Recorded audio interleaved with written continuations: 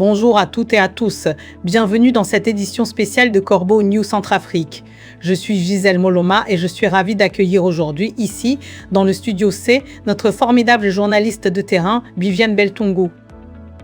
Bonjour Gisèle, quelle belle façon de démarrer la journée avec un sujet qui, je le sens, va faire des étincelles. Martin Ziguélé, ancien Premier ministre centrafricain, a décortiqué les volte-face de notre politique étrangère, et en particulier celle de l'empereur Faustin, Archange Touadéra, dans l'émission Bœuf politique en visio sur GNTV. Il nous explique qu'au début de son mandat, l'empereur Faustin avait clairement orienté le pays vers un renforcement des liens avec la Russie. Cela s'est concrétisé par l'arrivée du groupe Wagner après un accord de défense avec Moscou. Ziguélé, qui avait lui-même voté cet accord en tant que député, avait compris qu'il s'agissait d'une coopération d'État à État avec des conseillers militaires russes. Mais au lieu de cela, c'est un pays qui a accueilli des mercenaires privés de Wagner, une entité décrite comme commerciale, économique et d'influence. Viviane, un double virage à 500 du Dreux, c'est fort de café. Et Ziguélé, un homme d'expérience, met les pieds dans le plat. Mais ce qui me frappe, c'est ce décalage entre l'accord voté pour des conseillers militaires et l'arrivée de mercenaires. C'est quand même un gouffre, non? Absolument, Gisèle. Il détaille que les Russes ont vu là une opportunité en or, celle d'un pays à la dérive après la crise et le départ de la force française Sangaré. Après avoir repoussé l'offensive de la coalition des Patriotes pour le changement en décembre 2020, Wagner a étendu son influence bien au-delà du simple domaine militaire. Selon lui, le groupe a joué un rôle déterminant dans des décisions majeures, y compris la réforme constitutionnelle et l'organisation des élections. Donc, on parle d'un pays en difficulté et d'un vide que d'autres ont bien vite comblé. Et Viviane, Martin Ziguélé va même plus loin en affirmant que Wagner a influencé des décisions capitales comme la Constitution ou les élections.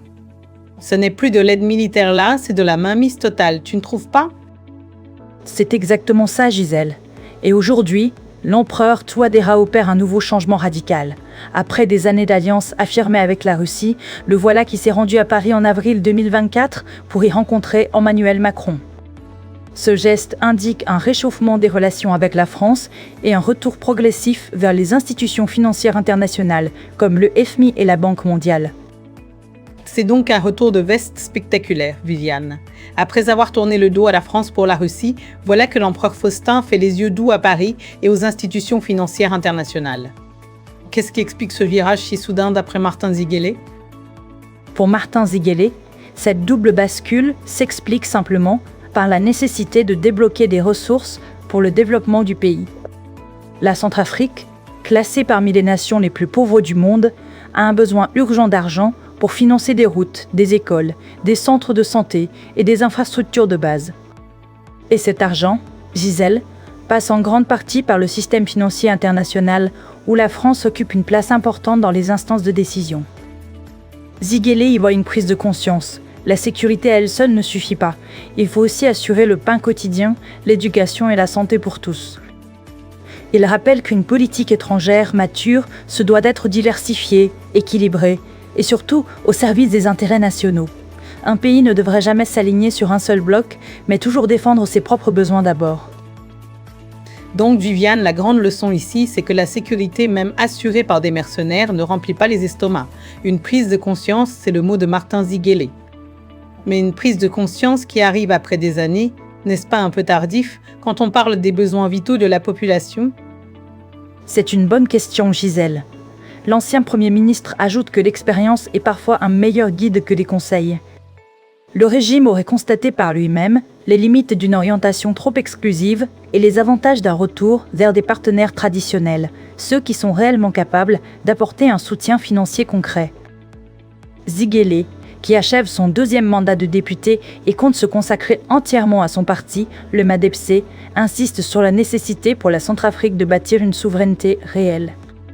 Cela implique une armée nationale forte, une économie capable de nourrir sa population et des moyens financiers indépendants. Pour l'instant, le pays reste encore très éloigné de ses objectifs.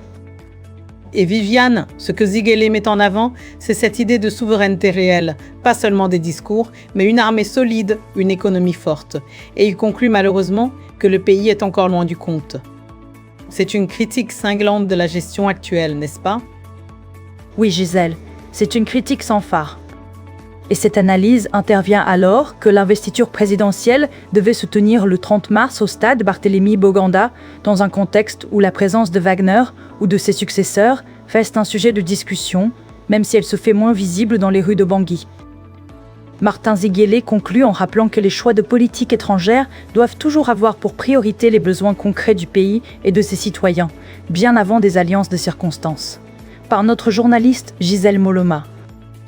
Et pour celles et ceux qui veulent nous contacter, nos numéros WhatsApp et téléphone restent inchangés, le plus 1036 75 1000 ou le plus 2036 72 1000. Merci de nous avoir écoutés et à très vite sur Corbeau News Centrafrique.